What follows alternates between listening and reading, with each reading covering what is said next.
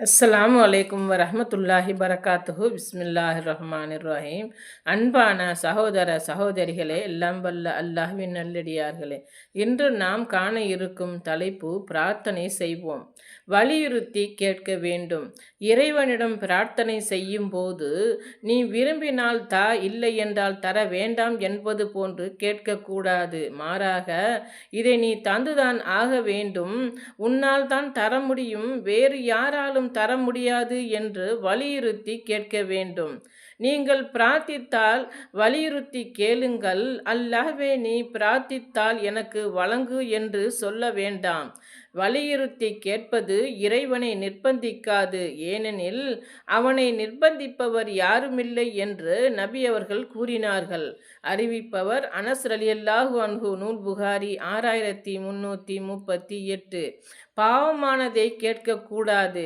பிரார்த்தனை செய்யும் போது இறைவனால் தடை செய்யப்பட்டுள்ளதை கேட்கக்கூடாது. உதாரணமாக, ஒருவன் திருடப் போகும்போது, இறைவா, நான் திருடப் போகிறேன், எனக்கு நிறைவாக பொருட்களை கிடைக்கச் செய் என்பது போல் பிரார்த்திக்க கூடாது. நபி ஸல்லல்லாஹு அலைஹி வஸல்லம் அவர்கள் கூறினார்கள், நான் பிரார்த்தித்தேன், ஆனால் என் பிரார்த்தனை ஏற்கப்படவில்லை என்று மனிதன் கூறுகிறான்.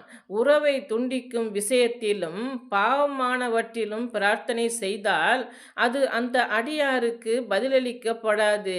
அறிவிப்பவர் அபூ ஹுரைரா ரலியல்லாஹு அன்ஹு. நூல் புகாரி 6340. அவசரப்படக்கூடாது. பிரார்த்தனை செய்யும் போது அவசரப்படக்கூடாது. பலமுறை திரும்ப திரும்ப கேட்க வேண்டும். ஓரிரு முறை மட்டும் கேட்டுவிட்டு, நான் பிரார்த்தித்தேன், எனக்கு கிடைக்கவில்லை என்று கூறி பிரார்த்திப்பதையே விட்டுவிடக்கூடாது. இத்தகைய எண்ணத்துடன் பிரார்த்திப்பவனை பிரார்த்தனை செய்தால் அது ஏற்கப்படாது.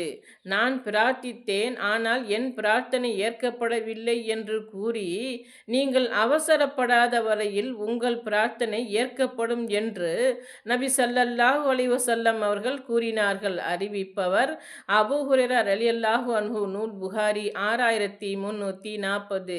நிராசை அடையக்கூடாது. சிலர் பிரார்த்தனை செய்து கொண்டே இருப்பார்கள். அவர்கள் கேட்கும் அந்த காரியம் நிறைவேறாவிட்டால் அல்லாஹ்வின் அருளில் நிராசை அடைந்து விடுவார்கள்.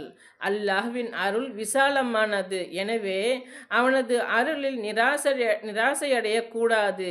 தனக்கு எதிராக வரம்பு மீறிய எனது அடியார்களே, அல்லாஹ்வின் அருளில் நம்பிக்கை இழந்து விடாதீர்கள். பாவங்கள் அனைத்தையும் அல்லாஹ் மன்னிப்பவன்.